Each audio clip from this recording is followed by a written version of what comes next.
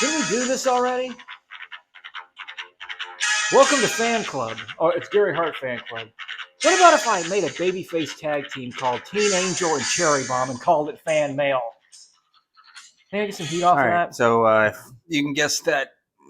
I like my idea. If you can guess that theme, that'd be cool. We have nothing Thank to give Jim you. Coronet in a straight jacket. Okay, so Will Wheeler got it last time. We played the Great Muda's theme, and he guessed it. You know where we found that theme? Well, Chinese restaurant in CNN Center in Atlanta. CNN Center, 12th floor, where the big boys play. That's right. all right. So guess that theme song. It's coming up on July, so there's a hint. Did they play it during Paul Revere's ride? We're gonna have our 250th American birthday. And a birthday is a Yeah. Okay. All right. Let's get right into the questions. Bear Daniel Windham. Moore. Daniel Moore. Bear Windham. Okay. He said. So first off, he said, the one time I want to get on live and I'm 30 minutes late. Anyways, you guys are the best. Thank you. Yes. Okay. That aside, the infamous cage match between Luger and Bruiser. Your thoughts? Your thoughts? Yeah, I think Bruiser Brody was in the wrong, man. I don't know what happened, but No, I know what happened. you don't do that. That was at the time where after they did the loser leave town match with Abby and Brody here in Dallas at the reunion Christmas night, and so Bruce had to get out for a little while before he came back as Red River Jack, and Dad was still getting Bruce booked here and there, and Bruce, I'm going to Florida for a while. He goes, could you call Mike Graham and tell him to book me, because Mike was booking me at the time. He said, could you? He goes, when you tell him to book me with anybody but Lex Luger. And Dad was why? He didn't go into it because just don't book him with Lex Luger. And Dad called Mike Graham. He goes, don't book him with Lex Luger. And Mike goes, why? He goes, I don't know. He doesn't want to. But I've seen the match, and Bruce was in the wrong. Yeah, absolutely. I don't know what the reason was. He was being a bully. Luger was always a tremendous talent and a very nice guy. I met him about first time in a long time, about 15 years ago. Very devout Christian guy. Always somebody that we looked up to, even more now. And Bruce was in the wrong. Yeah, definitely. And Lex Luger at the time was 270 pounds of pure muscle. I'm not too sure if Lex would have changed his mind, said, let's do this, that Luger wouldn't have come out on top. But Lex did go back to the back and shook Bruce's hand. He goes, what was the matter? And Bruce goes, just wasn't happening. So one of those things. Okay. Matt Karcher. I'm 46. Thanks for the questions, by the way. If you have any, please send them to us, for we are running out of things to talk about. Thank you. Matt Karcher. I'm 46 and live in Ohio. I grew up on World Class on ESPN. Wonder if he lives in Toledo, Ohio. I watch Live PD or On Patrol. Maybe hopefully he's never been on Live Patrol. Yeah. I grew up on World Class on ESPN. Two questions here. Mm-hmm. Do you think your dad should have went to the WWF? No. Okay. So, and now here's one that's going to tick you off. No offense to you, but he's sensitive with this. In my opinion, Gino Hernandez is the biggest what if in the business. Mm-hmm. He would have been a great heel feud for Hogan.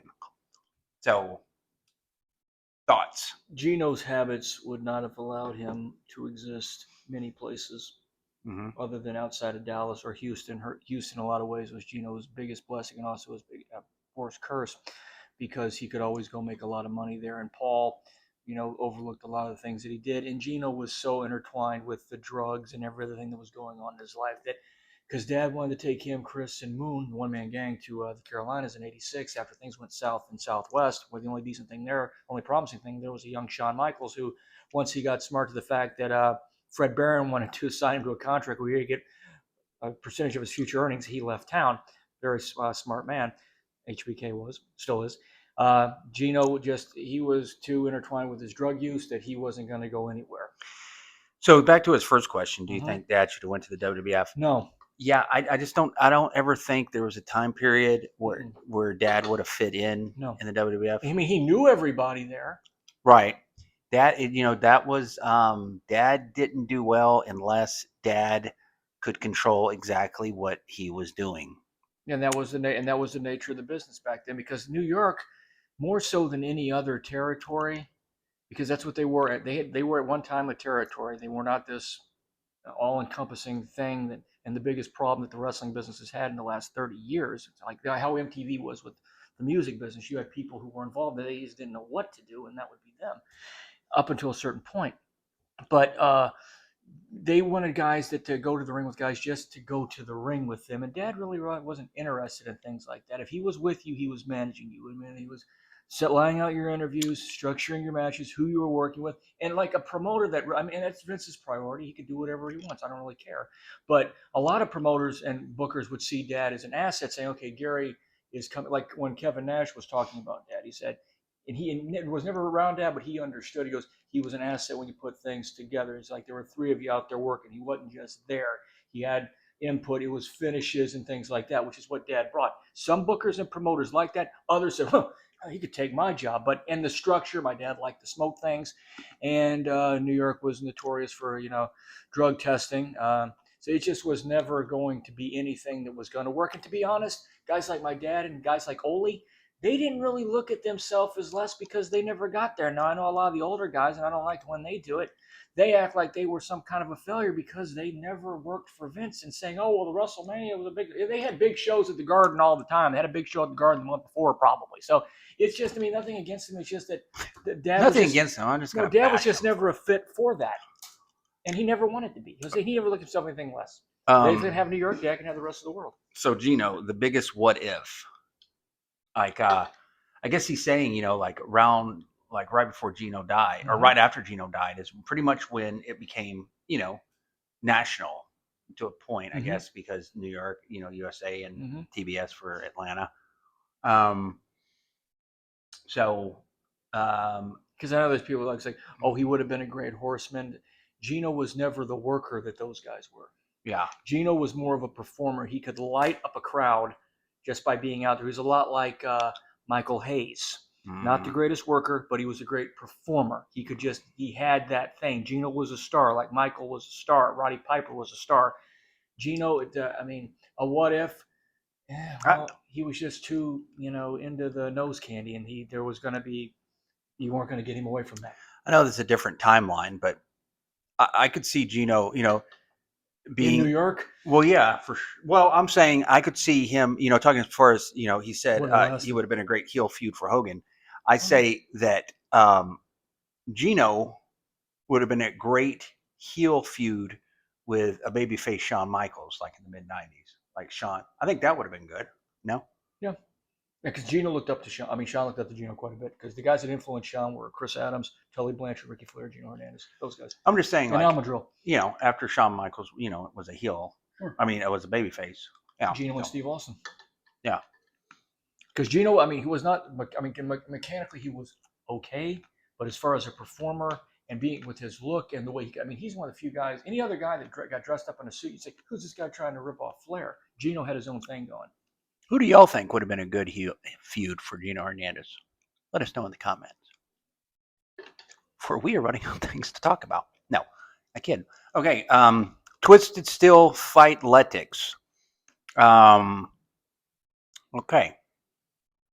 I'm not sure. It's either one. We need to, we missed some of the we're it's our fault. We don't know how to check all the places where questions come in. Yeah, because we don't have any questions coming in, apparently. Yeah, and so our apologies. So the best way is just put them on the YouTube page. Yeah. And I'll quit chewing on my mint. He says, Twisted Steel Fight Letics. Good afternoon, gents. Good afternoon. Your dad is the measuring stick on how all future managers in wrestling should be, period. Thank you. Thank you. Question for you guys. Mm-hmm. Good question. You ready to get mad a little bit? Sure. Not at you, Twisted Steel. This is a good question. What was your dad's opinion of a booking committee compared to one or maybe two guys running everything? Which did he favor over the other? The latter. Because so what was his? He hated him because, as he used to say, nothing. Ozzie Nelson once said, nothing creative comes by a committee. Because what happens is, and this was the bone of contention with him and the committee in WCW, you throw out an idea, this guy changes it, this guy changes it, and this guy changes it. And by the time it gets down there, what could have drawn a lot of money looks nothing like what we lined out. And the only thing they're going to remember is whose idea it was. Now, Dad did say this to me years later. You're exceptionally mad today. No, said this that Sam Muchnick and a few of the other cats were in St. Louis, and Ricky wanted Dad to be on the booking committee. Dad was like, nah, I don't think so. And Dad goes, no, had it been Ricky. What year was this? This is 89, summer of 89. Okay. Right as soon as I got introduced. Dad's told me years later, he goes, if Ricky just wanted to have me and him and maybe Ole sit down in the arena, at the hotel, at a restaurant, in the office, wherever, and sit down and set direction, that's one thing. But as far as having 5 or 6 guys involved, no. And nothing against anybody that was on that committee. I love Jim Cornette and Jim Ross, but they were on the learning curve at the time. Kevin, Uncle Kev Sullivan, he was the only one who had any experience. Jody Hamilton, he booked most of the underneath guys. And Ricky Flair had never booked on that level. And Jim Herd it just was set up to fail. Now, had it been just Dad and Ricky going back and forth, like Dad had said, and lining things out, that would have been one thing. But Dad, who was the most qualified of all of them, wanted nothing to do with it. And then eventually Ole got a hold of it, which was a good idea, but they made him do his stuff their way. And then they did the same thing. They brought Dusty back in, and he had to do their stuff his way. It just doesn't work. So when Ole was the booker, Ole came back in on the committee in '89. Right. That was what. Okay. And Terry Funk was there too. So you had Dad and Terry Funk, and you don't want to listen to him, but you want to tell them what, because Dad, when this was in '89, I was like, "Are you going to be on the committee?" Dad went, "No." I said, "Well," he goes, "I can't do it." Dad goes, "They want." I said, "Well, what about if they offered you the job?" He goes, "They want me to do my stuff their way. It doesn't work like that." Right. No, Ole, what? So when like the Black Scorpion and all that. Yes, he was forced into that. He had to come up with something. No, I know, but was there a committee at that time, or was it just Ole? It was Ole at that time. Oh, okay, so there was no more committee at that time. From what I remember, because Dad was leaving, they kept saying big changes, big changes, big changes. And Dad was like, I've heard this before. Because Buzz came up, he goes, Gary, maybe you want to say big changes. Dad went, no. And then Muda come upstairs. He said, Gary, big changes. Dad went, I've heard all this before. I'm out of here. What had happened is the night after Sting messed his knee up, they went into panic mode and they had to put in Lex Luger because rightfully so, she should have put the belt on him anyway. But Muda had already been displaced, so they couldn't do that. It was might have been a few days later where Ricky quit the committee. He stopped it. And that's when Jim Herd had a moment of clarity and hired Ole. But he told Ole in the meeting, I want you to book, but I want you to book the way I say. And that was a bone of contention with Ole because Ole was like, Ole put out a bunch of matches and Herd didn't like them. And then Ole went, this is the way it has to be if this is going to make any sense. Jim Herd one time told Ole he needed to fire Bobby Eaton because Bobby Eaton had lost 15 matches in a row. Wow. So, that's... Yeah. I mean, had he let Ole do what Ole wanted to do and could have done and had done before, might have been different. He let Dad do it. Had a committee, just no. So to answer your question, Dad did not like the committee. A few trusted advisors. That's one thing. But when you have no. But but also it says particularly when you have a bunch of guys on the committee who are involved in angles that they're trying to get over. Yeah, it says compared to maybe 1 or 2 guys running everything. That's perfect. Yeah. As long as they're qualified. Yeah. So thanks for answering, and I'll be a regular as far as the questions. Cool. Thank you. All right, man. Look forward to it. Good question.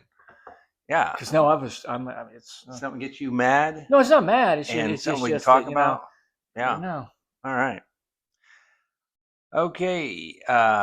This is DJ 7973. This is kind of what we just talked about. Wasn't Bruiser Brody a big intimidator? He could be.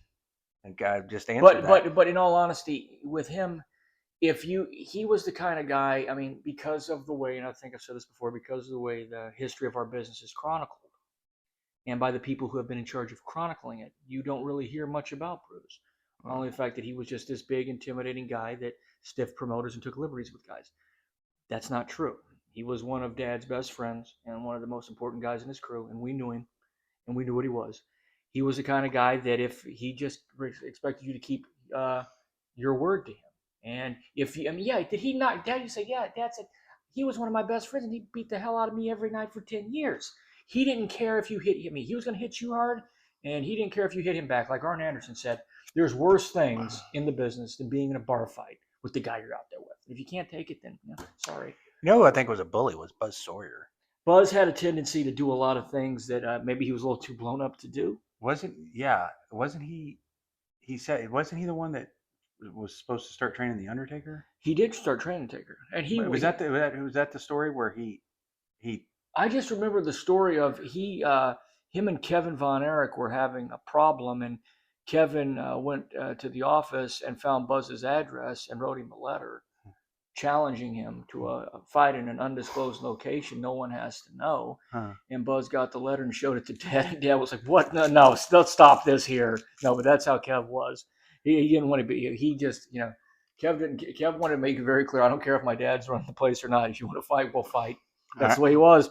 All right, one more question here. One more Still guy. is. Love you. Lazman, our guy, says, I've heard a few comments lately about your dad not wanting to turn the Great Muta babyface. But that isn't true, is it? No, it's not true. Question mark. Okay. So we'll get to that. Mm-hmm. It just didn't happen because WCW's mismanagement killed Muta's run when they beat him 3 times in one night at Starrcade. A lot of truth in that statement, too. Yeah. Beautiful. So far, beautifully put. So far, that's unreal. I might put that on a T-shirt. Hint, hint. And your dad left WCW shortly after. Mm-hmm. Did your dad ever talk about any plans or ideas on how to turn Muta babyface? Yes. Question. Mm-hmm. And how do you guys think it could have been done? So let's see. A few comments lately. The Great Muta. About your dad not wanting to turn Great Muta babyface, but Dad did, right? Mm-hmm. Yes. Okay. That's been revisionized or changed over the years. I don't know if Dad talked about it in the book or whatever, but did Dad ever talk about? Yeah, about. Did Dad ever talk about any plans or ideas on how to turn Muta babyface? Yes, I do remember that. Yes, I mean there were several things that were thrown out there.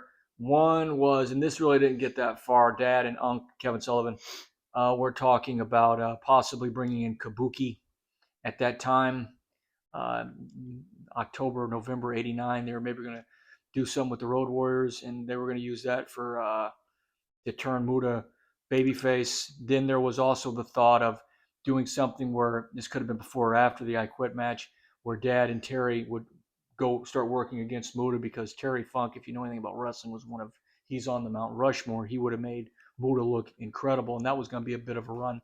And then there was just a basic concept that the office just couldn't seem to get their minds around. Just start booking him with other heels. Right. Yeah. Because the only reason that he was even considered a heel, that's the people are cheering him. He goes, but you're out there with him as a man. But it doesn't matter.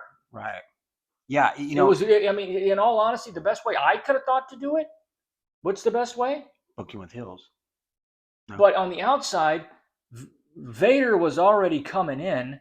Make the two of them partners, and then when you do turn Dad and Leon against Muta, Muta has someone to work with, and you can lay Muta out one time, and then a few months later, you can have little Tokyo show up in a silk suit and a fedora, and he can't speak English, so he's yelling at Jim Ross, and he's yelling at Jim Ross again the next week, and he's yelling at Jim Ross again the next week, and Dad and Vader are standing in the middle of the ring, and then the little midget comes out, and then Muta comes out from behind the curtain in a really cool pinstripe suit with the face paint, and points at Dad and Leon, blows the green, and does a throat slash.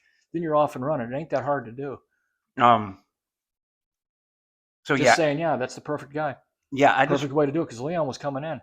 I remember Dad, like when we were living in Atlanta, just sitting in the living room talking about. He was just saying, I don't know if he was talking to Humpy or whoever, just sitting around saying that Muta was already a babyface. Yeah, he was. They just couldn't understand it. The committee they were like, "How is this happening?" But it was what didn't they have? Weren't the Road Warriors there too? Didn't the same thing happen? Oh, they just couldn't see it. Mm-hmm. They didn't know what to look for. Yeah. So yeah, I remember that. Mm-hmm. I don't. And skyscrapers were almost baby faces too. Yeah. How do you guys think it could have been done? I think just start booking him with heels. Yeah. Or Vader. Because Vader, I mean, because I know a lot of people. Well, Vader was a heel. He was coming in, make him and Kenji tag team partners. Oh, okay. And then that's how you switch it. This is, I mean, like Hulk Hogan said when they asked him, "What's been done? Is there anything we can do in wrestling that hasn't been done?" He goes, "Well, there's nothing." Yeah. There you go. So yeah, good questions. Please, somebody guess that. All right. Think Barry Windham. Let it go, then. Please send your questions to us, and if you have some in that we didn't, This thing has we'll got a get little to too them heavy. the next time. And yeah. Road Warriors, remember Thank you. that?